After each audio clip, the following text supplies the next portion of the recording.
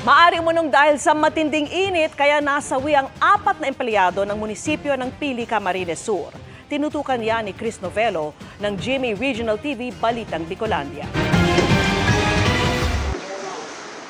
Pag iglip niyang kaunti, may maya para siyang umubo. Hindi binuhat ko na siya.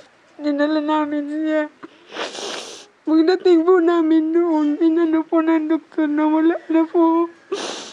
Emosyonal si Heidi habang inaalala ang mga huling oras ng kanyang 59 anyos na asawa bago bawiin ang buhay noong nakaraang linggo. Kwento niya pumasok pa sa trabaho noong nakaraang linggo ang kanyang asawa bilang isa sa mga empleyado ng LGU Pili.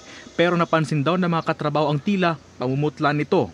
Sinabihan pa raw itong magpadala na sa ospital pero ayaw niya sir nang magpadala. Sabi niya hindi na. Uuwian niya ako. Talaga sir nagpumilit siyang umuwi. Sa amin. Bukod sa asawa ni Heidi, 3 iba pang empleyado ng LGU Pili ang binawian ng buhay habang nasa trabaho nitong mga nakarang araw at linggo.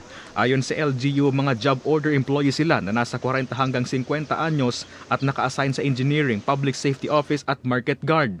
Actually, pinapakuha ko ang the certificate kaniyo so to check kung ano ang other details kasi ng kamugtakan na posibilidad na contribute para sa magadan.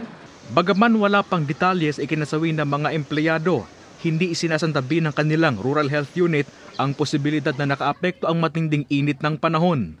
Kaya ang rekomendasyon ng LGU, magkaroon ng adjustment sa working hours ng mga empleyadong babad sa initan. Halimbawa yung traffic, kung minsan baga mainit pa talagang matraffic na, dapat din nandyan sila.